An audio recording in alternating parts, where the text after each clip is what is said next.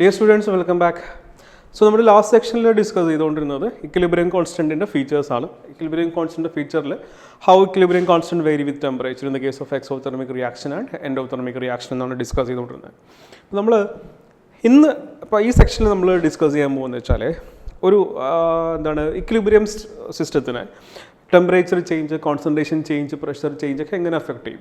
Okay, equilibrium is one of the important portion. Changes can affect it and explain a theory, a law. It is called Le-Chatelier principle. Le-Chatelier principle.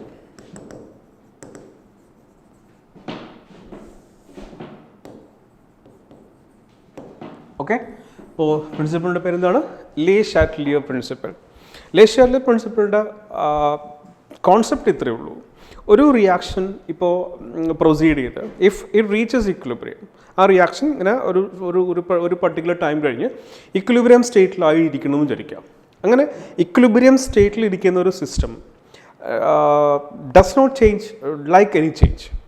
A system in equilibrium does not like any change. So, in last class, that is a reaction question comparison point. One system is most stable form, a state, equilibrium state. Each and every substance are trying to be in more stable state. Okay? Our system is most stable state is equilibrium state. Equilibrium. Now, we have equilibrium state. We have last section concentration change, temperature change, pressure change. Our system equilibrium state disturbed. If system equilibrium state disturbed, the system will definitely do something to be in equilibrium. So, we will equilibrium readjustment. This is the Le-Chatelier principle basic. Okay? So, a system equilibrium concentration, temperature, pressure. If we change that change the system, change the system effect effect the system readjustments. Clear? What factors change in concentration, change in temperature, change in pressure. If we change the system, change the effect in the system try the system readjustments. This is what called Le-Chatelier principle. The principle is when a system in equilibrium is subjected to a change in concentration, temperature or pressure, then the system will try to cancel or nullify the effect of that change. When a system in equilibrium is subjected to a change in concentration, temperature or pressure, when a system in equilibrium is subjected to a change in concentration, temperature or pressure, then what will happen to the system? Then the system will try to cancel the effect of that change, or then the system will try to nullify. Nullify means cancel. Nullify or cancel the effect of that change. What change is that change a system effect that effect in the system try this is the Le-Chatelier principle. We will see the principle when a system in equilibrium is subjected to a change in temperature, concentration or pressure, then it try to cancel the effect of that particular change. ഇനി ഓരോന്നോട്ട് നോക്കാൻ പോവാം. അപ്പോൾ സാധാരണ എല്ലാ question പേപ്പറിലും കാണുന്ന ഒരു question, ഇപ്പോൾ Le-Chatelier പ്രിൻസിപ്പിളിനെ base ചെയ്ത് എല്ലാ ക്വസ്റ്റ്യൻ പേപ്പറിലും ഒരു ക്വസ്റ്റ്യൻ കാണുന്നുണ്ട്. അപ്പോൾ വളരെ ഇമ്പോർട്ടൻ്റ് ആയിട്ടുള്ളൊരു തിയറി, ഒരു ലോ ആണ് Le-Chatelier പ്രിൻസിപ്പിൾ. ഓക്കെ, നമ്മളിനി ഓരോ ചേഞ്ചസ് ആയിട്ട് നോക്കാൻ പോവാം. First is what is the effect of change in concentration? Effect of change in concentration. Okay, ഒരു ഇക്വിലിബ്രിയം സിസ്റ്റത്തിൽ നിങ്ങൾ കോൺസെൻട്രേഷൻ ചേഞ്ച് ചെയ്താൽ, കോൺസെൻട്രേഷൻ ചേഞ്ച് നമ്മൾ ഉദ്ദേശിക്കുന്നത് റിയാക്റ്റൻറ്റിൻ്റെ കോൺസെൻട്രേഷൻ ആവാം, പ്രോഡക്റ്റിൻ്റെ കോൺസെൻട്രേഷൻ ആവാം, അത് കൂട്ടുകയാവാം കുറയ്ക്കുകയാവാം. ഓക്കെ, അപ്പോൾ ഇങ്ങനെ എന്ത് കോൺസെൻട്രേഷനിൽ നിങ്ങൾ എന്തെങ്കിലും ചേഞ്ചസ് കൊണ്ടുവന്നാൽ what will happen to the equilibrium എന്നാണ് നമ്മൾ ഡിസ്കസ് ചെയ്യാൻ പോകുന്നത്. ഓക്കെ, അപ്പോൾ ഒരു എക്സാമ്പിൾ നോക്കിക്കോ. ഞാനൊരു റിയാക്ഷൻ കൺസിഡർ ചെയ്യുന്നുണ്ട്. റിയാക്ഷൻ ഇതാണ്, A gives B, reactant product ആയിട്ട് മാറുന്നുണ്ട്. ഓക്കെ, അപ്പോൾ എ ബി ആയിട്ട് മാറുന്നുണ്ട്. ഒരു പർട്ടിക്കുലർ ടെമ്പറേച്ചറിൽ ഈ ഇക്വിലിബ്രിയം എസ്റ്റാബ്ലിഷ്ഡ് ആയിട്ടിരിക്കണമെന്ന് വിചാരിക്കാം. ഇതിൻ്റെ ഇക്വിലിബ്രിയം കോൺസ്റ്റൻറ്റ് നമ്മൾ എഴുതുന്നത് എങ്ങനെയല്ലേ? K C is equal to concentration of B by concentration of A. Okay, concentration of B by concentration of A. ഇത് ഇക്വിലിബ്രിയം കോൺസ്റ്റൻ്റ് ആണ്. നമ്മൾ പഠിച്ചു ഒരു റിയാക്ഷൻ്റെ ഒരു പർട്ടിക്കുലർ ടെമ്പറേച്ചറിലെ ഇക്വിലിബ്രിയം കോൺസ്റ്റൻ്റ് ആണ്. It won't changes with concentration, it changes only with temperature. അപ്പോൾ ഇതാണ് ഇക്വിലിബ്രിയം കോൺസ്റ്റൻറ്റ്, ഇതാണ് നമ്മുടെ റിയാക്ഷൻ. ക്ലിയർ ആണല്ലോ? ഞാൻ ഇപ്പോൾ now suppose the reaction is at equilibrium now. ഇപ്പോൾ റിയാക്ഷൻ ഇക്വിലിബ്രിയത്തിലാണ്, അതിലേക്കാണ് ഞാൻ ചേഞ്ചസ് ഉണ്ടാക്കാൻ പോണേ. Okay, if I am increasing the concentration of the reactant A, A എന്ന റിയാക്റ്റൻറ്റിൻ്റെ കോൺസെൻട്രേഷൻ ഞാൻ അവിടെ ഇൻക്രീസ് ചെയ്താൽ, ദാറ്റ് ഈസ് ആ സിസ്റ്റത്തിലേക്ക് കുറച്ച് പുറമേ ഞാൻ കുറച്ച് എക്സ്ട്രാ എ ആഡ് ചെയ്തു, എയുടെ കോൺസെൻട്രേഷൻ കൂട്ടി, എക്സസ് ഓഫ് എ ആഡ് ചെയ്തു എന്ന് വിചാരിക്കാം. K C is equal to concentration of B by concentration of A എന്നാണ്. Excess amount of A add ചെയ്താൽ ഡെഫിനറ്റ്ലി അവിടുത്തെ കെ സിയുടെ വാല്യൂ എന്ത് ചെയ്യും? കുറയും. അപ്പോൾ after the addition of A, after adding A, K C എന്ത് ചെയ്തു? പെട്ടെന്ന് കുറയും.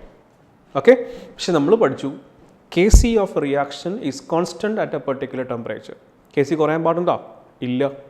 അപ്പോൾ ഈ സിസ്റ്റത്തിന് എന്ത് ചെയ്യേണ്ടി വരും? കെ സിനെ കോൺസ്റ്റൻ്റ് ആക്കി മെയിൻറ്റെയിൻ ചെയ്യേണ്ടി വരും. ഓക്കെ, കെ സി ഒരു കാരണവശാലും മാറത്തില്ല. അപ്പോൾ എയുടെ കോൺസെൻട്രേഷൻ നിങ്ങൾ കൂട്ടിയപ്പോൾ ഡിനോമിനേറ്റർ കൂടി, അപ്പോൾ കെ സിയുടെ വാല്യൂ എന്ത് ചെയ്തു? കുറഞ്ഞു.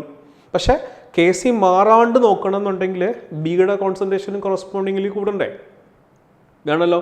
അപ്പോൾ ബിയുടെ കോൺസെൻട്രേഷനും കൂടെ കൂടിയാൽ K C will remain unchanged.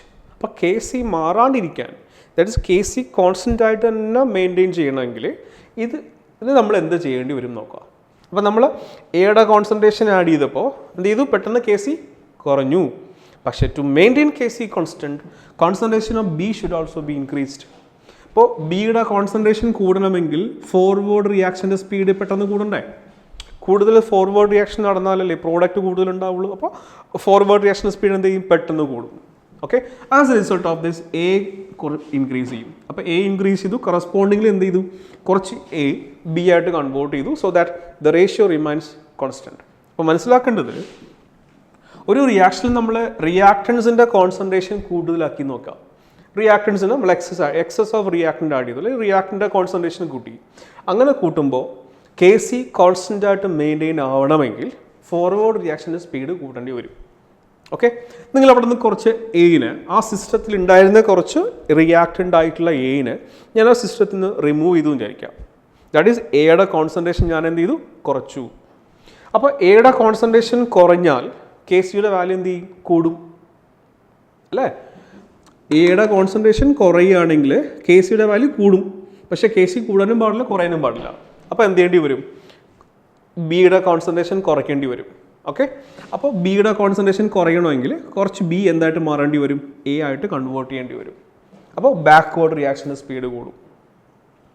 Concept കിട്ടിയല്ലോ?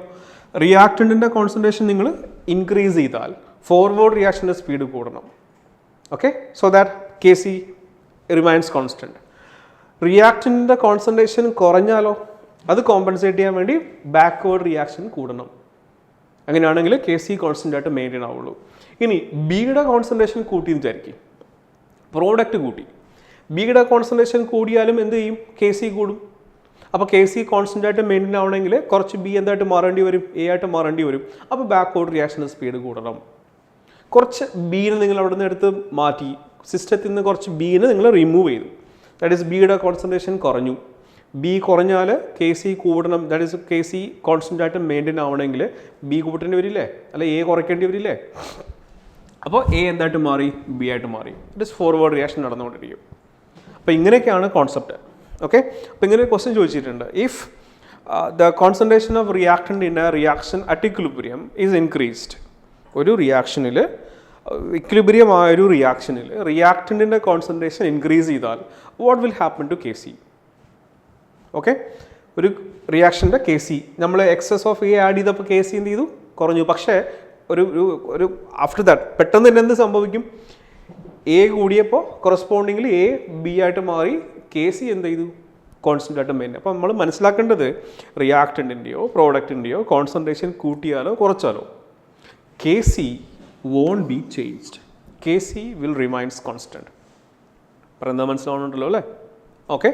അപ്പോൾ concentration change of reactant or product won't affect the value of K C.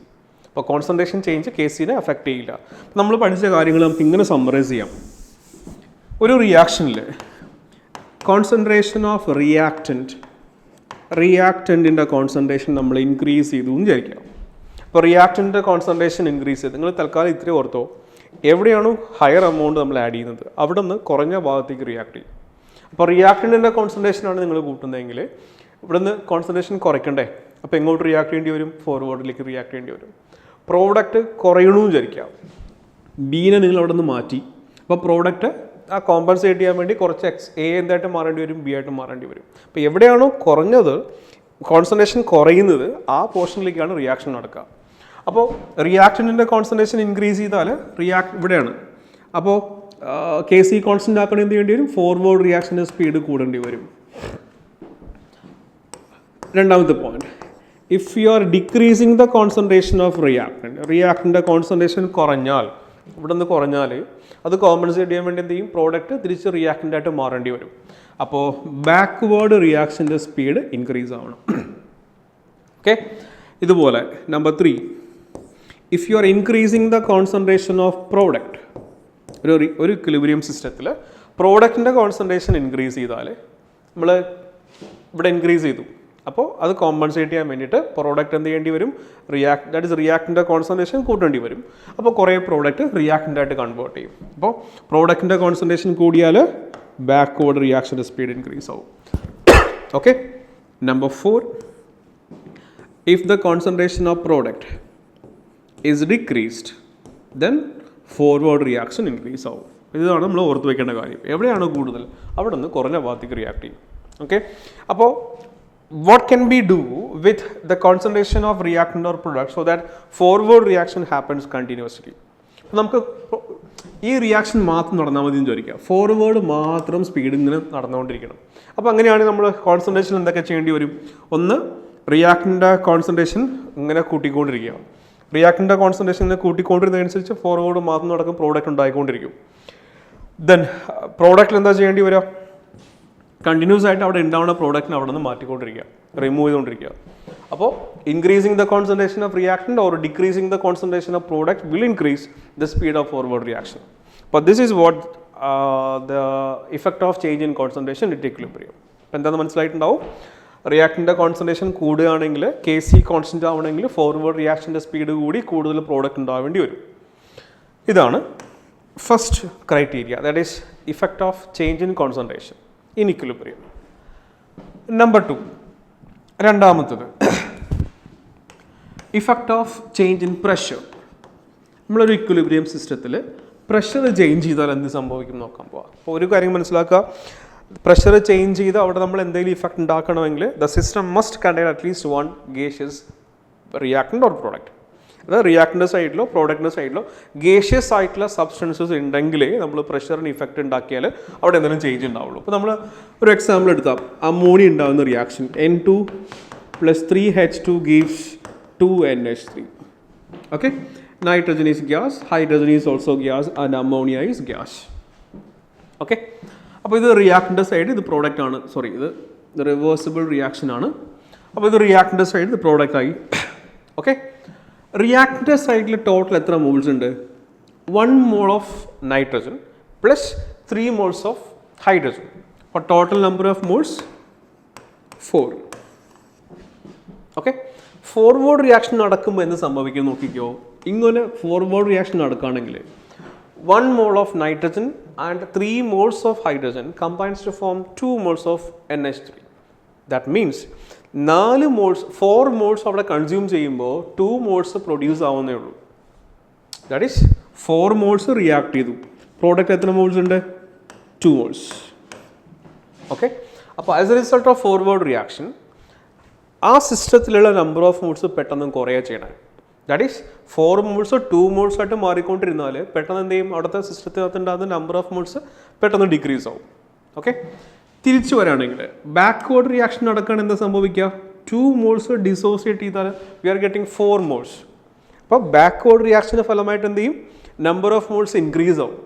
Forward reaction നടന്നാലോ നമ്പർ ഓഫ് മോൾസ് ഡിക്രീസ് ആവും. അപ്പോൾ as a result of forward reaction number of moles decreases. As a result of backward reaction, number of moles increases. ഇതൊന്ന് മനസ്സിലാക്കുക. Okay, അപ്പോൾ റിയാക്ടൻ്റെയും പ്രോഡക്റ്റിൻ്റെയും number of moles compare ചെയ്യുക. Forward reaction നടക്കുമ്പോൾ number of moles കുറയുന്നുണ്ടോ കൂടുന്നുണ്ടോ നോക്കുക. Backward നടക്കുമ്പോൾ number of moles കൂടുന്നുണ്ടോ കുറയുന്നുണ്ടോ നോക്കുക. അപ്പോൾ അതൊന്ന് ആദ്യം ഐഡൻറ്റിഫൈ ചെയ്ത് വെക്കുക. ഓക്കെ, നമ്മളിനി പ്രഷർ ചേഞ്ചിലേക്ക് പോവാണ്. ഞാൻ ഈ സിസ്റ്റത്തിൻ്റെ ടോട്ടൽ പ്രഷർ ഇൻക്രീസ് ചെയ്തു വിചാരിക്കുക. നമ്മളിപ്പോൾ കോൺസെൻട്രേഷൻ പറഞ്ഞപ്പോൾ നൈട്രജൻ്റെയും ഹൈഡ്രജൻ്റെയും ഓരോ ആൾക്കാരുടെയും കോൺസെൻട്രേഷൻ മാത്രം നമുക്ക് മാറ്റാൻ പറ്റി. ഇപ്പോൾ ഇവിടെ കോൺസെൻട്രേഷൻ ചേഞ്ച് പറയുമ്പോൾ നമ്മൾ എങ്ങനെ പറയും നോക്കിക്കോ. എക്സാമ്പിൾ പറയുകയാണെങ്കിൽ ഇവിടെ if you are increasing the concentration of nitrogen, ഇവിടെ നിങ്ങൾ നൈട്രജൻ്റെ കോൺസെൻട്രേഷൻ എക്സസൈസ് കൂട്ടിയാൽ എന്ത് ചെയ്യേണ്ടി വരും, നൈട്രജൻ്റെ കോൺസെൻട്രേഷൻ കൂടിയാൽ റിയാക്ടൻ്റ് ദാറ്റ് ഇസ് ഡിനോമിനേറ്ററിലെ കൂടിയേക്കണം. നമ്മൾ equilibrium constant Kc is equal to NH3 square by concentration of N2 into concentration of H2 cube എന്നാണ്, ആണല്ലോ. നൈട്രജൻ്റെ കോൺസെൻട്രേഷൻ കൂട്ടിയാൽ എന്ത് സംഭവിക്കുക, Kc കൂടണ്ടേ വേണ്ടേ? അപ്പോൾ Kc കൂടിയപ്പോൾ നൈട്രജൻ്റെ കോൺസെൻട്രേഷൻ അവിടെ നിങ്ങൾ കൂട്ടിയാൽ Kc എന്ത് ചെയ്തു, കുറഞ്ഞു. ഡിനോമിനേറ്റർ കൂടി, അപ്പോൾ Kc കുറഞ്ഞു. അപ്പോൾ Kc കൂടാൻ വേണ്ടി എന്ത് ചെയ്യണം, കൂടുതൽ പ്രോഡക്റ്റ് ഉണ്ടാവണം, വേണമല്ലോ. നൈട്രജൻ്റെയോ ഹൈഡ്രജൻ്റെയോ if you are increasing the concentration of either hydrogen or nitrogen then forward റിയാക്ഷൻ്റെ സ്പീഡ് ഇൻക്രീസ് ആവും. അവിടെ ഞാൻ അമോണിയയുടെ കോൺസെൻട്രേഷൻ ഓഫ് അമോണിയ ഇൻക്രീസ് ചെയ്തു വിചാരിക്കും. പ്രോഡക്റ്റിൻ്റെ കോൺസെൻട്രേഷൻ ഇൻക്രീസ് ചെയ്തു.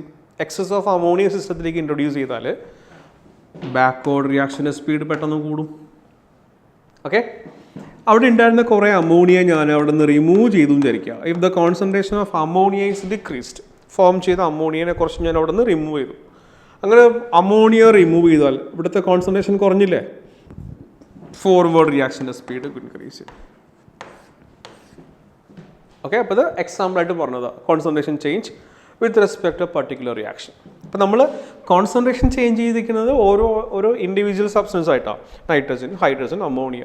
പക്ഷേ നമുക്ക് പ്രഷർ ചേഞ്ച് ചെയ്യാൻ പറ്റുന്നത് ആ സിസ്റ്റത്തിൻ്റെ ടോട്ടൽ പ്രഷറാണ്. ദാറ്റ് ഈസ് ഇങ്ങനൊരു കണ്ടെയ്നറിലാണ് റിയാക്ഷൻ നടക്കുന്നതെന്ന് വിചാരിക്കുക. ഓക്കെ, ഇവിടെ നൈട്രജനും എല്ലാ ഹൈഡ്രജനൊക്കെ ഉണ്ട്. ആ കണ്ടെയ്നറിൻ്റെ പ്രഷറാണ്, ഇതിനകത്തുള്ള ഈ ചേമ്പറിൻ്റെ പ്രഷറാണ് നമുക്ക് ഇൻക്രീസ് ചെയ്യിക്കാൻ പറ്റുക. ഈ പിസ്റ്റൺ നിങ്ങൾ ബെല്ല പിടിച്ചിങ്ങനെ കംപ്രസ് ചെയ്താൽ ആ ചേമ്പറിനകത്തുള്ള സബ്സ്റ്റൻസിൻ്റെ പ്രഷർ എന്ത് ചെയ്യും, ഇൻക്രീസ് ചെയ്യും. നമ്മൾ സിസ്റ്റത്തിൻ്റെ ടോട്ടൽ പ്രഷറാണ് ഇൻക്രീസ് ചെയ്യാൻ പോകുന്നത് നോക്കാം. അപ്പോൾ പ്രഷർ ഇൻക്രീസ് ചെയ്തു. പ്രഷർ ഇൻക്രീസ് ചെയ്യുമ്പോൾ വോളിയം എന്ത് ചെയ്യും, കുറയും. ഓക്കെ, അപ്പോൾ ഇഫ് പ്രഷർ ഇസ് ഇൻക്രീസ്ഡ് ആ സിസ്റ്റത്തിൻ്റെ ടോട്ടൽ വോളിയം എന്ത് ചെയ്തു, ഡിക്രീസ് ചെയ്തു. വോളിയം ഇങ്ങനെ കുറഞ്ഞു വരുന്നതിനനുസരിച്ച് അവിടുത്തെ കോൺസെൻട്രേഷൻ നമുക്കറിയാം, concentration is equal to number of moles by volume. അപ്പോൾ അവിടെ എന്ത് ചെയ്തു, കോൺസെൻട്രേഷൻ ഓഫ് സ്പീഷീസ് ഇൻക്രീസ് ചെയ്തു. ഓരോ ആളിൻ്റെയും ഇപ്പോൾ ഇൻഡിവിജ്വൽ ആൾക്കാരുടെ കോൺസെൻട്രേഷൻ ഇസ് ഇൻക്രീസ് ചെയ്തു. കോൺസെൻട്രേഷൻ ഇൻക്രീസ് ചെയ്യുന്നു എന്ന് പറഞ്ഞാൽ number of mall, effective number of moles കൂടുന്നു എന്നാണ്. അതായത് number of moles per unit volume അത് ഇൻക്രീസ് ചെയ്തു എന്നാണ്. അപ്പോൾ നമ്മൾ ഒരു റിയാക്ഷനിൽ പ്രഷറിൻ്റെ ഇഫക്റ്റ് പറയാൻ നമുക്ക് വേറൊന്നും ഇല്ല, നമുക്കൊന്ന് കോറിലേറ്റ് ചെയ്യാൻ പറ്റത്തില്ല. അപ്പോൾ പ്രഷറിനെ നമ്മൾ കോറിലേറ്റ് ചെയ്യുന്ന നമ്പർ ഓഫ് മോൾസുമായിട്ടാണ്. ഓക്കെ, നമ്പർ ഓഫ് മോൾസ് കൂടുന്നതനുസരിച്ച് ഒരു സ്പെസിഫിക് പോർഷനിൽ ഒരു സ്പെസിഫിക് റീജിയനിൽ നമ്പർ ഓഫ് മോൾസ് കൂടുന്നതനുസരിച്ച് അവിടെ ഉണ്ടാക്കുന്ന ആ മോളിക്യൂൾസ് ഉണ്ടാക്കുന്ന പ്രഷർ കൂടും. നമ്മൾ പഠിച്ചിട്ടുണ്ട്, ഗ്യാസിൻ്റെ pressure is due to collisions. അപ്പോൾ as number of moles increases more and more collisions നടക്കും. അപ്പോൾ പ്രഷറിൻ്റെ വാല്യൂ എന്ത് ചെയ്യും, ഇൻക്രീസ് ചെയ്യും. അപ്പോൾ ഓർക്കുക, as number of moles increases, as n increases, pressure increases. അപ്പോൾ ഒരു മനസ്സിലാക്കേണ്ട വളരെ ഇമ്പോർട്ടൻ്റ് ആയിട്ടൊരു കാര്യമാണ് കേട്ടോ. ഒരു സിസ്റ്റത്തിൽ പ്രഷർ കൂട്ടണമെങ്കിൽ, ഒരു സിസ്റ്റത്തിൽ പ്രഷർ ഇൻക്രീസ് ചെയ്യണമെങ്കിൽ we need to increase the number of moles. അപ്പോൾ if you want to increase the pressure of the system, then the system must have to increase the number of moles. ഇത് തിരിച്ചും പറയാം, pressure കുറയണമെങ്കിൽ എന്ത് കുറയണം? Number of moles കുറയണം.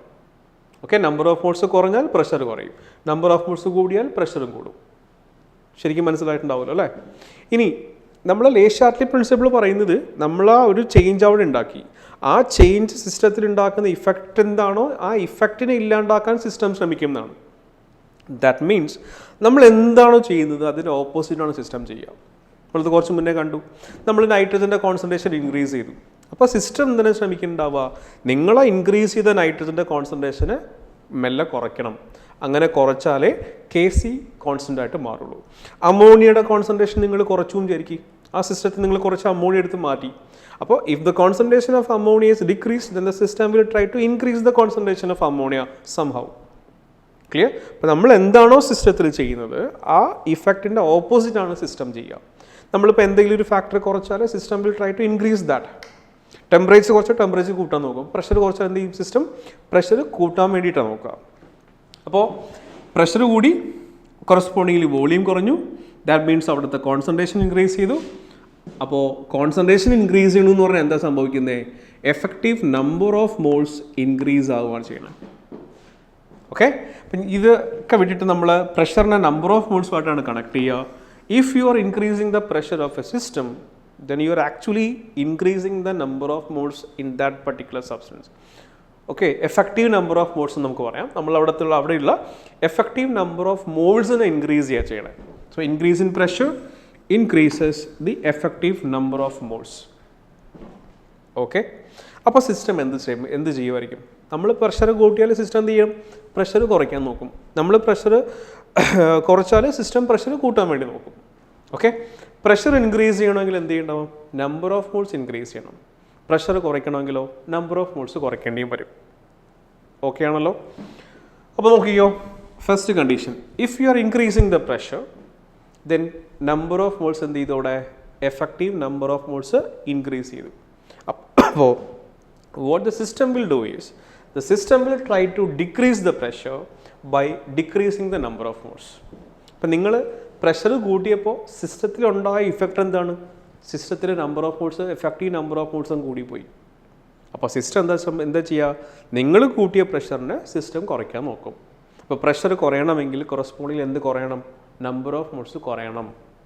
അപ്പോൾ എങ്ങോട്ട് റിയാക്ട് ചെയ്താലാണോ, ദാറ്റ് ഈസ് ഫോർവേഡോ ബാക്ക്വേഡോ, ഏത് ഡയറക്ഷനിൽ റിയാക്ട് ചെയ്താലാണോ നമ്പർ ഓഫ് മോൾസ് കുറയുന്നത് ആ പോർഷനിലേക്ക് അത് റിയാക്ട് ചെയ്യും. ദാറ്റ് ഈസ് ആ റിയാക്ഷൻ്റെ സ്പീഡും എല്ലാം കൂടും. പറഞ്ഞത് മനസ്സിലായല്ലോ?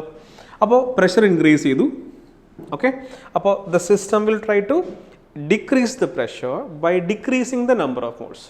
ഇവിടെ എങ്ങോട്ട് റിയാക്ട് ചെയ്താലാണ് നമ്പർ ഓഫ് മോൾസ് കുറയുന്നത്? ഇവിടെ നമ്പർ ഓഫ് മോൾസ് 4, ഇവിടെ number of moles 2. As a result of forward reaction number of moles എന്ത് ചെയ്യുന്നുണ്ട്? കുറയുന്നുണ്ട്. അപ്പോൾ ഇവിടെ പ്രഷർ ഇൻക്രീസ് ചെയ്താൽ സിസ്റ്റം എന്ത് ചെയ്യും? ഫോർവേഡ് റിയാക്ഷൻ്റെ സ്പീഡ് പെട്ടെന്ന് കൂട്ടും. ഓക്കെ, പെട്ടെന്ന് ഫോർവേഡ് റിയാക്ഷൻ സ്പീഡ് കൂടും, കൊറസ്പോണ്ടിംഗ്ലി അവിടുത്തെ ഇൻക്രീസ് ആയ നമ്പർ ഓഫ് മോൾസ് പെട്ടെന്ന് കുറയും. ക്ലിയർ? പ്രഷർ ഡിക്രീസ് ചെയ്തു വിചാരിക്കുക, നേരെ ഓപ്പോസിറ്റ് നടക്കും. സെക്കൻഡ് കണ്ടീഷൻ, പ്രഷർ ഡിക്രീസ് ചെയ്തു. അപ്പോൾ പ്രഷർ ഡിക്രീസ് ചെയ്യുമ്പോൾ കൊറസ്പോണ്ടിംഗ്ലി വോളിയം ഇൻക്രീസ് ആവില്ലേ? വോളിയം ഇൻക്രീസ് ആയാൽ, വോളിയം കൂടിയാൽ കൊറസ്പോണ്ടിംഗ്ലി കോൺസെൻട്രേഷൻ ഡിക്രീസ് ആവണം. കോൺസെൻട്രേഷൻ ഡിക്രീസ് ആയിരുന്നു എന്ന് പറഞ്ഞാൽ അവിടെയുള്ള എഫക്റ്റീവ് നമ്പർ ഓഫ് മോൾസ് കുറഞ്ഞു എന്നാണ്. That is effective number of moles decrease ചെയ്തു. അപ്പോൾ നമ്മൾ പ്രഷർ കുറച്ചപ്പോൾ actually what happen to the number of moles? Number of moles കുറഞ്ഞു. അപ്പോൾ ഇനി നിങ്ങൾ പറഞ്ഞു നോക്കിക്കോ, പ്രഷർ ഡിക്രീസ് ചെയ്താൽ, ഈ സിസ്റ്റത്തിൽ പ്രഷർ ഡിക്രീസ് ചെയ്താൽ ഫോർവേഡിൻ്റെ സ്പീഡ് കൂടണോ ബാക്ക്വേർഡിൻ്റെ സ്പീഡ് കൂടണോ? നമ്മൾ പ്രഷർ ഡിക്രീസ് ചെയ്തപ്പോൾ അവിടെ ആക്ച്വലി എന്ത് സംഭവിച്ചു? സിസ്റ്റത്തിലെ നമ്പർ ഓഫ് മോൾസ് കുറഞ്ഞു പോയി. അപ്പോൾ ഇതിൻ്റെ ഓപ്പോസിറ്റാണ് ആര് ചെയ്യുക? സിസ്റ്റം ചെയ്യുക. അപ്പോൾ system has to increase the pressure by increasing the number of moles. അപ്പോൾ നമ്പർ ഓഫ് മോൾസ് ഇൻക്രീസ് ആവണമെങ്കിൽ എങ്ങോട്ട് റിയാക്ട് ചെയ്യണം? ബാക്ക്വേർഡ്. ഓക്കെ, അപ്പോൾ ഉണ്ടായ അമോണിയ എന്ത് ചെയ്യും? പെട്ടെന്ന് ഡീകമ്പോസ് ചെയ്ത് നൈട്രജനും ഹൈഡ്രജനുമായിട്ട് മാറും if you are decreasing the pressure. Okay, if you are increasing the pressure, നൈട്രജനും ഹൈഡ്രജനും കമ്പൈൻ ചെയ്ത് അമോണിയ പ്രൊഡക്ഷൻ കൂടും, ബിക്കോസ് നമ്പർ ഓഫ് മോൾസ് കുറയ്ക്കാൻ വേണ്ടി. അപ്പോൾ ഈ രണ്ട് കാര്യങ്ങളാണ് മനസ്സിലാക്കേണ്ടത്. If the pressure is increased in a system, then the system will try to decrease the pressure by decreasing the number of moles. Okay, as a result, the reaction which favors decrease in number of moles increases. അതായത് ഏത് reaction നടന്നാലാണോ number of moles കുറയുന്നത് ആ reaction സ്പീഡിൽ പോകും. Okay, and if the pressure is decreased, then the system will try to increase the pressure by increasing the number of moles. Okay, അപ്പോൾ ഏത് ഡയറക്ഷനിൽ react ചെയ്താലാണോ നമ്പർ ഓഫ് മോൾസ് കൂടുന്നത് ആ ഡയറക്ഷനിൽ റിയാക്ട് ചെയ്യും. അത് ഫോർവേഡ് ആച്ചാൽ ഫോർവേഡ്, ബാക്ക്വേഡ് ആച്ചാൽ ബാക്ക്വേഡ്. നമ്മളൊരു റിയാക്ഷൻ സ്പെസിഫിക്കലി പറയുമ്പോൾ ഇവിടെ പ്രഷർ ഇൻക്രീസ് ചെയ്താൽ എന്ത് ചെയ്യും, ഫോർവേഡ് റിയാക്ഷൻ്റെ സ്പീഡ് കൂടും. പ്രഷർ ഡിക്രീസ് ചെയ്താൽ പ്രഷർ കൂട്ടാൻ വേണ്ടി നമ്പർ ഓഫ് മോൾസ് കൂട്ടണം. അപ്പോൾ ബാക്ക്വേഡ് റിയാക്ഷൻ്റെ സ്പീഡും ഇൻക്രീസ് ആവും. ക്ലിയർ ആവല്ലോ പറഞ്ഞേക്കണേ. ഇനി ഒരു എക്സാമ്പിൾ ഇവിടെ നോക്കിക്കോ.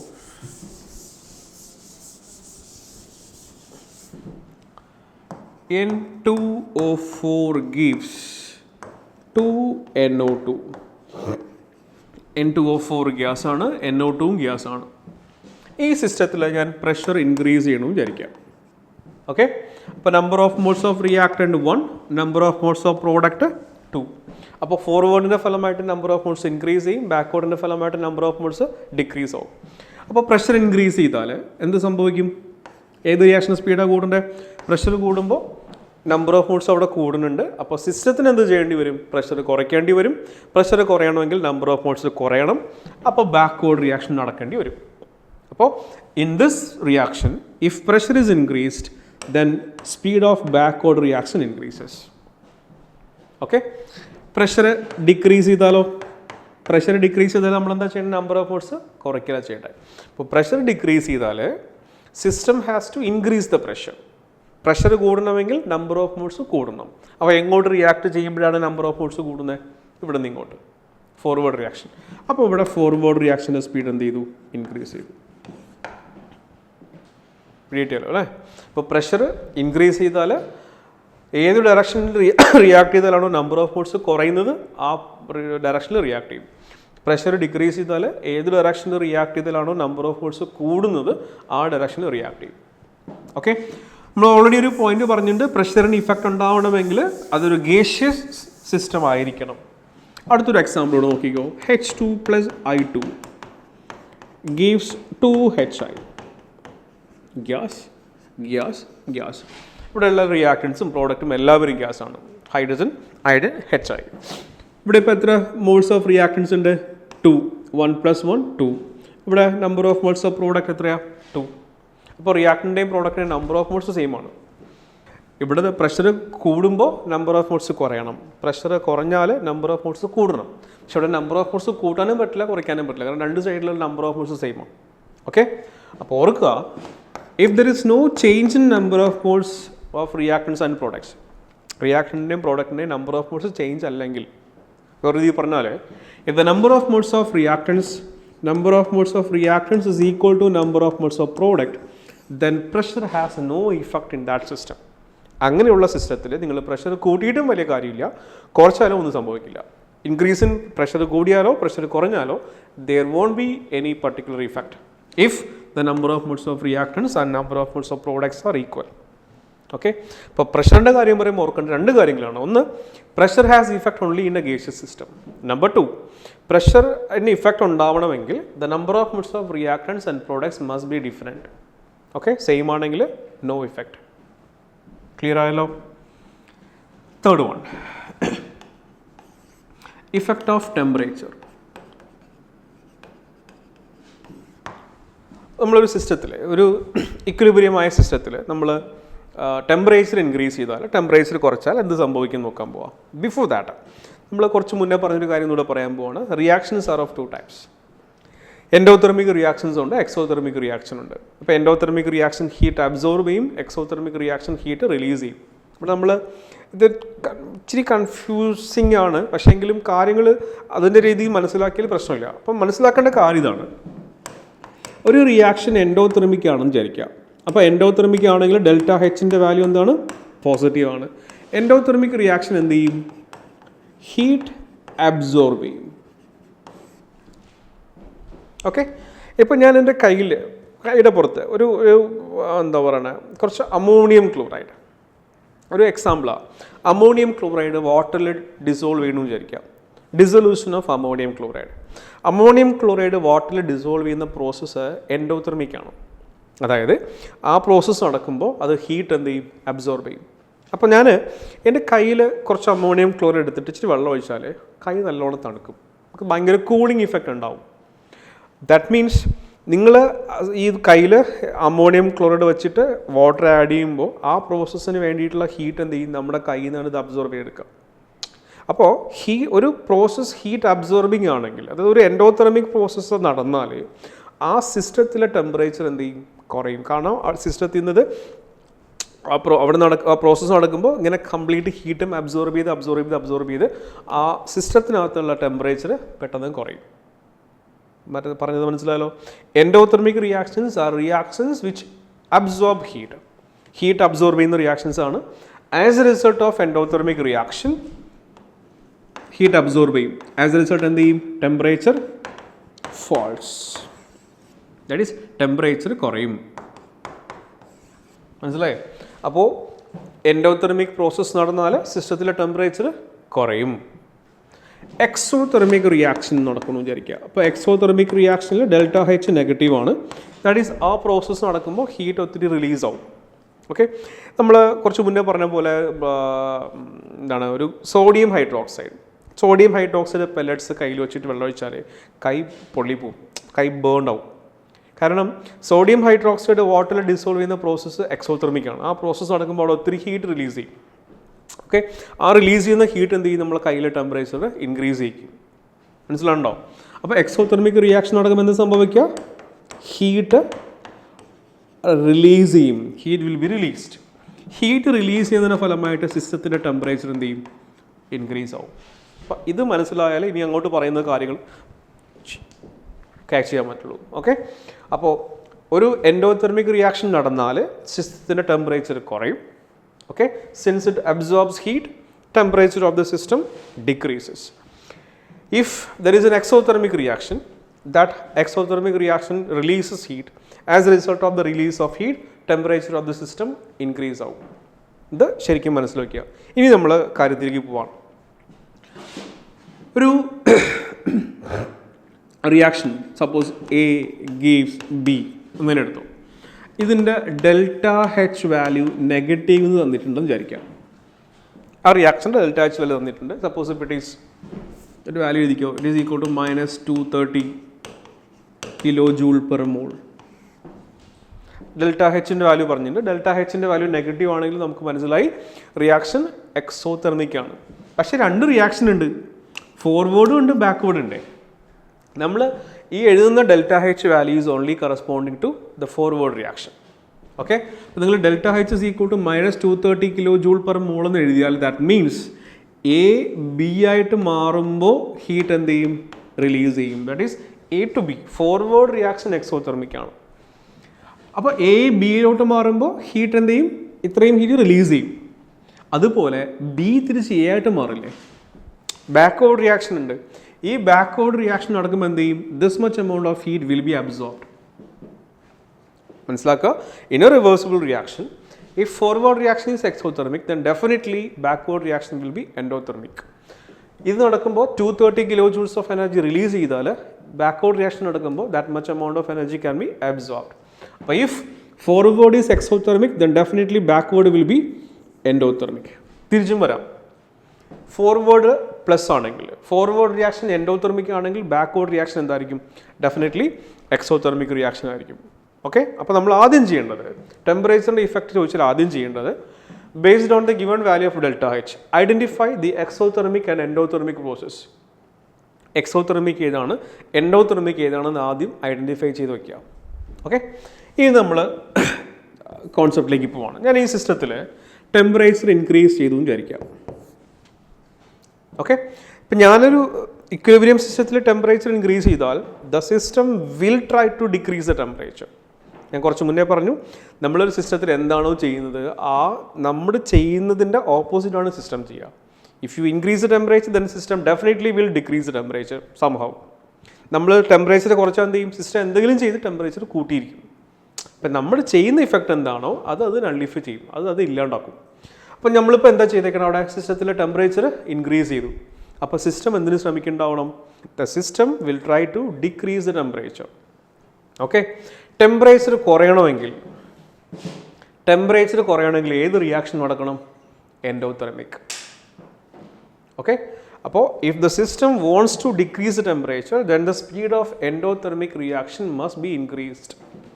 അപ്പോൾ മനസ്സിലാക്കുക, when the temperature of the system is increased, then the rate of ഏത് റിയാക്ഷൻ? ടെമ്പറേച്ചർ കൂടി നമ്മൾ ടെമ്പറേച്ചർ കൂട്ടി, സിസ്റ്റത്തിന് ഇപ്പോൾ ടെമ്പറേച്ചർ കുറയ്ക്കണ്ടേ? ടെമ്പറേച്ചർ കുറയണമെങ്കിൽ ഹീറ്റ് അബ്സോർബ് ചെയ്ത് മാറ്റേണ്ടി വരും. നിങ്ങൾ എത്ര ഹീറ്റ് എക്സ്ട്രാസ് കൊടുത്തിട്ടുണ്ടോ ആ ഹീറ്റ് കംപ്ലീറ്റ് അത് അബ്സോർബ് ചെയ്ത് ഇല്ലാണ്ടാക്കണം. അപ്പോൾ ഹീറ്റ് അബ്സോർബ് ചെയ്യുന്ന റിയാക്ഷൻ ഏതാ? Endothermic reaction. Rate of endothermic reaction കൂടും. ഇനി നമ്മളത് ഐഡൻറ്റിഫൈ ചെയ്ത് വെച്ചിട്ടുണ്ട്, എൻഡോ ഏതാണ് എക്സോ ഏതാണെന്ന്. അപ്പോൾ ടെമ്പറേച്ചർ കൂടിയാൽ മനസ്സിലാക്കേണ്ടതാണ് എൻഡോതെർമിക് റിയാക്ഷൻ ഏതാണോ അത് സ്പീഡ് കൂടി. അത് ഫോർവേഡ് അച്ച ഫോർവേഡ്, ബാക്ക്വേഡ് അച്ച backward. In this particular case നമ്മൾ ടെമ്പറേച്ചർ ഇൻക്രീസ് ചെയ്താൽ ഏത് റിയാക്ഷൻ സ്പീഡാണ് കൂടുക? ബാക്ക്വേഡ്. ബിക്കോസ് ബാക്ക്വേഡ് റിയാക്ഷനാണ് എൻഡോ, ഫോർവേഡ് റിയാക്ഷനാണ് എക്സോതെർമിക്. രണ്ടാമത്തെ കണ്ടീഷൻ, ടെമ്പറേച്ചർ കുറച്ചാൽ system has to increase temperature. Okay, സിസ്റ്റത്തിൻ്റെ ടെമ്പറേച്ചർ കൂട്ടേണ്ടി വരും. ടെമ്പറേച്ചർ കൂടണമെങ്കിൽ ഹീറ്റ് റിലീസ് ചെയ്യേണ്ടി വരും. ഹീറ്റ് റിലീസ് ചെയ്യുന്ന റിയാക്ഷൻ ഏതാണ്? എക്സോതെർമിക്. അപ്പോൾ നമുക്ക് പറയാം, if the temperature of the system is decreased, then the rate of exothermic reaction increases. Rate എന്ന് വെച്ചാൽ സ്പീഡ് എന്നാണ് കേട്ടോ. അപ്പോൾ speed of exothermic reaction increase ചെയ്യും. അപ്പോൾ സമ്മറൈസ് ചെയ്യുകയാണെങ്കിൽ, if you increase the temperature of a system which is at equilibrium, then the system has to decrease the temperature by absorbing heat. As a result, the speed of endothermic reaction increases, whether it is forward or backward. നമ്മളൊരു സിസ്റ്റത്തിൽ if you decrease the temperature of a system, then the system has to increase the temperature by releasing heat. As a result the speed of exothermic reaction increases. Okay, ഒരു specific example പറയുകയാണെങ്കിൽ, നമ്മൾ നേരത്തെ ammonia ഉണ്ടാവുന്ന reaction N2 + 3H2 gives 2NH3. അതിൻ്റെ delta H value is equal to -232 kilocalories ആണ്. Okay, അപ്പോൾ ഒരു negative sign കണ്ടിട്ടുണ്ടാവും. That negative sign indicates the forward reaction. This is forward reaction, this is backward reaction. Forward റിയാക്ഷൻ്റെ negative delta എച്ചിൻ്റെ value negative അല്ലേ? That means forward reaction is exothermic, backward reaction is endothermic. അപ്പോൾ ഈ വാല്യൂവിനെ base ചെയ്ത് നമ്മൾ എക്സോ ഏതാണ് എൻ്റെ ഏതാണ് ഐഡൻറ്റിഫൈ ചെയ്തിട്ടുണ്ട്.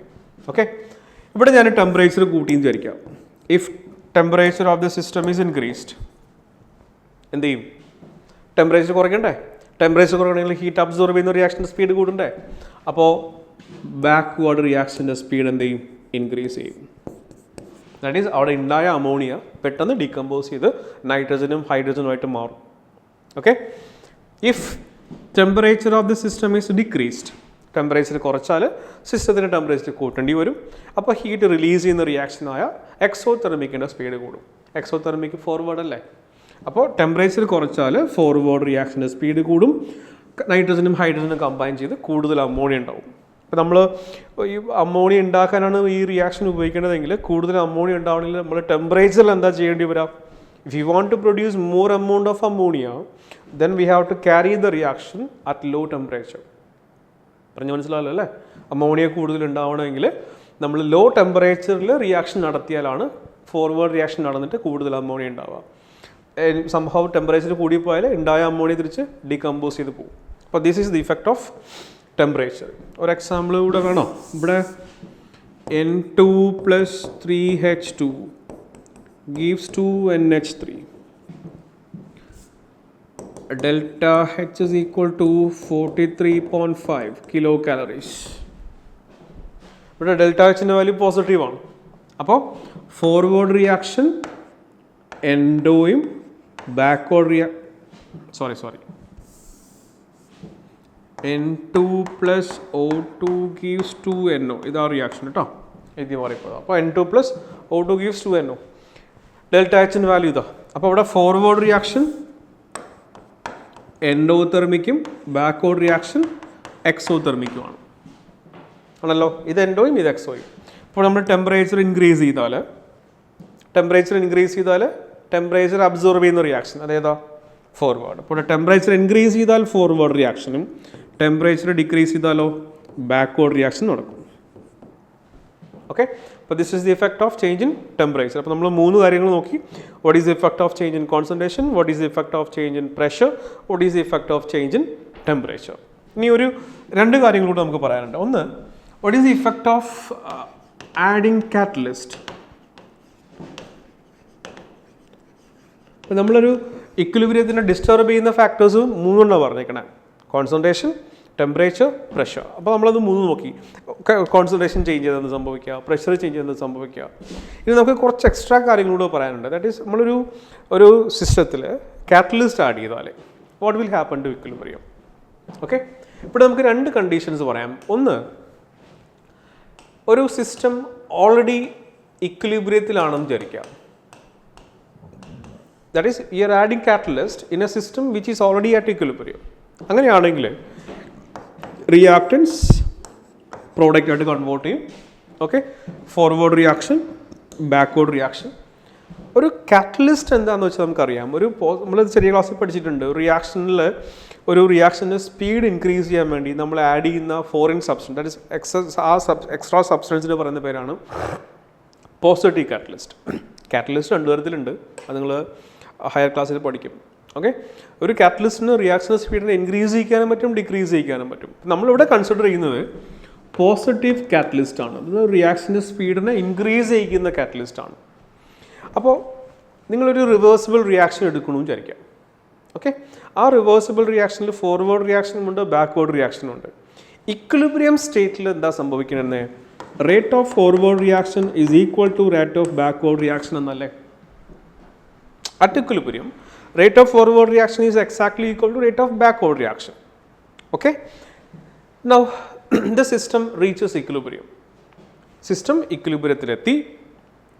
അപ്പോൾ ഫോർവേഡിൻ്റെ ബാക്ക്വേർഡിൻ്റെ സ്പീഡ് ഒരേപോലെ നടന്നുകൊണ്ടിരിക്കുന്നത്. ഓക്കെ, ഇക്വിലിബ്രിയം ആയിക്കഴിഞ്ഞ ശേഷം റിയാക്ഷൻ സ്റ്റോപ്പ് ആവില്ല.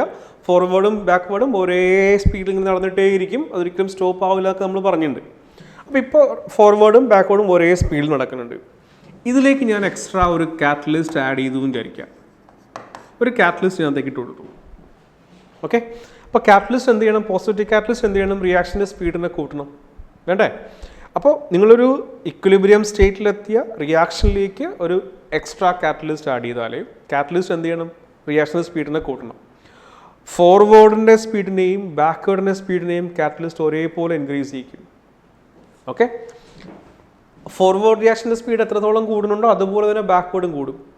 ഓക്കെ, 2 പേരുടെ സ്പീഡും ഒരേപോലെ ആണെങ്കിൽ സിസ്റ്റം അപ്പോഴും ഇക്വിലിബ്രിയത്തിൽ തന്നെ ആയിരിക്കില്ലേ. ഓക്കെ, ഇപ്പോഴും 2 പേരും ഒരേ സ്പീഡിലാണ് നടക്കുന്നത്. കാറ്റലിസ്റ്റ് ആഡ് ചെയ്യുമ്പോൾ എന്ത് സംഭവിക്കും, കാറ്റലിസ്റ്റ് ഈ 2 റിയാക്ഷൻ്റെയും സ്പീഡിനെ ഈക്വലി ഇൻക്രീസ് ചെയ്യിക്കും. A positive catalyst increases the speed of both forward and backward reaction equally. അതുകൊണ്ട് എന്തെങ്കിലും ചേഞ്ച് അവിടെ സംഭവിക്കുമോ, ഇപ്പോൾ എന്ത് സ്പീഡിൽ നടക്കുന്നുണ്ടോ അതിനേക്കാളും കുറച്ചുകൂടെ സ്പീഡിൽ നടക്കും. പക്ഷേ 2 പേരും ഒരേ സ്പീഡിലായാൽ നമ്മൾ തന്നെ എന്താ വിളിക്കുന്നത്, ഇക്വിലിബ്രിയം സ്റ്റേറ്റ് എന്നാണ്. അപ്പോൾ പോയിന്റ് ഇതാണ്, if a catalyst is added in a system which is at equilibrium then no effect, there is nothing will happen. അവിടെ ചേഞ്ച് ഒന്നും ഉണ്ടാവില്ല. Since catalyst increases the speed of both forward and backward reaction equally, there is no change. Okay, അപ്പോൾ already ഇക്വിലിബ്രിയത്തിലാണെങ്കിൽ at equilibrium no change. Okay, suppose രണ്ടാമത്തെ condition, if the reaction is not at equilibrium, reaction ഇക്വിലിബ്രിയത്തിൽ അല്ലാന്ന് വിചാരിക്കാം.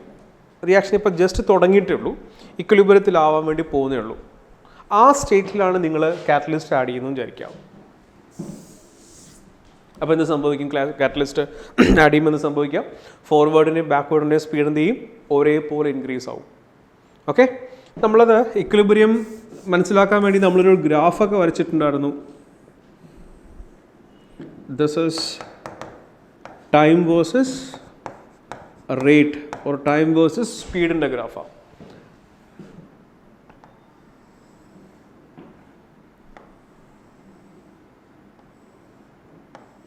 അപ്പോൾ ഈ സ്റ്റേറ്റിന് നമ്മൾ എന്ത് പറഞ്ഞു?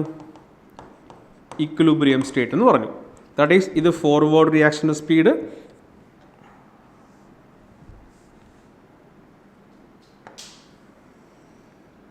ഇത് ബാക്ക്വേർഡ് റിയാക്ഷൻ്റെ സ്പീഡ്. Okay, forward backward. അങ്ങനെ ഫോർവേഡ് റിയാക്ഷൻ സ്പീഡ് ഇങ്ങനെ മനസ്സിലാക്കണേ. ഫോർവേഡ് റിയാക്ഷൻ സ്പീഡ് ഇങ്ങനെ കുറഞ്ഞ് ഒരു പർട്ടിക്കുലർ ടൈം എത്തുമ്പോഴാണ്, ആഫ്റ്റർ എ പർട്ടിക്കുലർ ടൈം, അത് ഇപ്പോൾ 0 സെക്കൻഡ്, ഇതൊരു 10 മിനിറ്റ് ആണെന്ന് വിചാരിക്കുക. ഓക്കെ, അപ്പോൾ ഇങ്ങനെ സ്പീഡ് കുറഞ്ഞും വന്നു, ഇതിൻ്റെ സ്പീഡ് കൂടിയും വന്നു. ഒരു 10 മിനിറ്റ് കഴിയുമ്പോൾ, ആഫ്റ്റർ 10 മിനിറ്റ്സ് ഫോർവേഡിൻ്റെയും ബാക്ക്വേർഡിൻ്റെയും സ്പീഡ് ഒരേപോലെ ആയി, റിയാക്ഷൻ ഇക്വിലിബ്രിയം സ്റ്റേറ്റിലെത്തി. പക്ഷെ നമ്മൾ ഇതിലേക്ക് ഒരു കാറ്റലിസ്റ്റ് ഇടുന്നു വിചാരിക്കുക. സ്റ്റാർട്ടിങ്ങിൽ തന്നെ ഇക്വിലിബ്രിയം ആയിട്ടില്ല, സ്റ്റാർട്ടിങ് ദാറ്റ് ഇസ് തുടങ്ങിയിട്ടേ ഉള്ളൂ. ആ സ്റ്റേറ്റിൽ നിങ്ങളതിനകത്ത് ഒരു കാറ്റലിസ്റ്റ് ഇട്ടു വിചാരിക്കും. അപ്പോൾ എന്ത് സംഭവിക്കും? ഇത് പെട്ടെന്ന് കുറയും, ഇത് പെട്ടെന്ന് കൂടുകയും ചെയ്യും. ഓക്കെ, രണ്ടുപേരുടെ സ്പീഡ് ഒരേപോലെ അഫക്റ്റ് ചെയ്യും. അപ്പോൾ അങ്ങനെയാണെങ്കിൽ റിയാക്ഷൻ ഇക്വിലിബ്രിയം അറ്റൈൻ ചെയ്യാൻ എടുക്കുന്ന സമയം എന്ത് ചെയ്യും? കുറയും. അപ്പോൾ നമ്മൾ അതിങ്ങനെ പറയാം,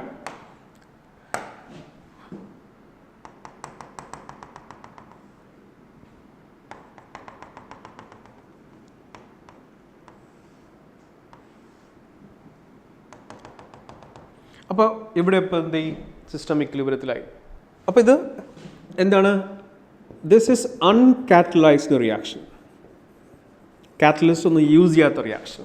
അപ്പോൾ ഈ uncatalysed reaction reaches equilibrium at this state only. നമ്മൾ കാറ്റലിസ്റ്റ് ആഡ് ചെയ്ത പ്രോസസ്സാണ് ഇപ്പോൾ കാണിച്ചേക്കണത്, ഇത് റെഡ്. ഓക്കെ, ആ കാറ്റലിസ്റ്റ് ആഡ് ചെയ്തപ്പോൾ എന്ത് സംഭവിച്ചു? റിയാക്ഷൻ ഇക്വിലിബ്രിയം ആകാനെടുക്കുന്ന സമയം കുറഞ്ഞു. അപ്പോൾ ഇവിടെ നമുക്ക് പറയേണ്ടത്, if you are adding catalyst in a reaction which is not at equilibrium, then the catalyst will increase the speed of both forward and backward reaction equally and helps to attain equilibrium faster. അതായത് റിയാക്ഷന് equilibrium attain ചെയ്യാനുള്ള സമയം കുറയ്ക്കും. അതായത് it helps the reaction to reach equilibrium faster. വളരെ പെട്ടെന്ന് ഇക്വിലിബ്രിയത്തിലേക്ക് പോകാൻ വേണ്ടി സഹായിക്കും. ഓക്കെ, ഒരു കാര്യം കൂടെ ശരിക്കും മനസ്സിലാക്കിക്കോ. നമ്മൾ മനസ്സിലാക്കേണ്ട ഒരു കാര്യം എന്ന് വെച്ചാൽ, ഈ കാറ്റലിസ്റ്റ് ആഡ് ചെയ്ത റിയാക്ഷൻ്റെയും കാറ്റലിസ്റ്റ് ആഡ് ചെയ്യാത്ത റിയാക്ഷൻ്റെയും state of equilibrium, that is equilibrium position ഒരു ചേഞ്ചും ഇല്ലേ, ഇത് എങ്ങനെയാണോ അതുപോലെ തന്നെയാണ് കാറ്റലൈസ്ഡ് റിയാക്ഷൻ്റെയും സ്റ്റേറ്റ് ഓഫ് ഇക്വിലിബ്രിയം. അപ്പോൾ catalyst does not affect the position of equilibrium. വളരെ വളരെ ഇമ്പോർട്ടൻ്റ് ആണ്.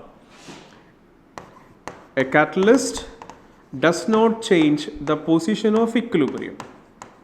ഇക്വിലിബ്രിയം എങ്ങനെയാണോ ഉണ്ടാവേണ്ടത് അങ്ങനെ തന്നെ ഉണ്ടാവും. പക്ഷേ the time needed to reach equilibrium will be shortened. Equilibrium ആകാൻ എടുക്കുന്ന ടൈം കുറയും. ഓക്കെ, രണ്ട് കാര്യങ്ങൾ ശരിക്കും മനസ്സിലാക്കണേ, ക്വസ്റ്റ്യൻ ചോദിക്കുന്ന പോർഷനാണ്. അപ്പോൾ നമ്മൾ കാറ്റലിസ്റ്റിനെ കുറിച്ചാണ് ഡിസ്കസ് ചെയ്തുകൊണ്ടിരുന്നത്. ഒരു സിസ്റ്റത്തിൽ നമ്മളിപ്പോൾ കാറ്റലിസ്റ്റ് ആഡ് ചെയ്തു, അത് ഇക്വിലിബ്രിയം സ്റ്റേറ്റിലും ആഡ് ചെയ്യാം, ഇക്വിലിബ്രിയം ആകുന്നതിന് മുന്നേ ആഡ് ചെയ്യാം. If you are adding catalyst in a system which is already at equilibrium, then nothing will happen, since it accelerates both the reactions equally. Then ഒരു system equilibrium ആകുന്നതിന് മുന്നേ ആണ് നിങ്ങൾ catalyst add ചെയ്യണമെങ്കിൽ, it increases the speed of both forward and backward equally and helps to attain equilibrium faster. അപ്പോൾ system വളരെ പെട്ടെന്ന് equilibrium സ്റ്റേറ്റിലേക്ക് എത്തും. Okay, even then the state of equilibrium won't be changed by a catalyst. A catalyst cannot alter the state of equilibrium. Okay, detail അല്ലേ. അപ്പോൾ ഇതാണ് effect of adding catalyst. അപ്പോൾ നമ്മൾ 4 ഫാക്ടേഴ്സ് നോക്കിയിട്ടുണ്ട്. എന്താണ്? Effect of change in concentration, effect of change of pressure, effect of change of temperature and effect of adding catalyst equilibrium സ്റ്റേറ്റിൽ. Okay, അപ്പോൾ these are the applications of Le Chatelier principle. നമ്മളിതിൻ്റെ കുറച്ച് ആപ്ലിക്കേഷനും കുറച്ച് എക്സാമ്പിൾ ക്വസ്റ്റ്യൻസൊക്കെ നമ്മൾ next സെക്ഷനിൽ ചെയ്യാം. Okay, thank you.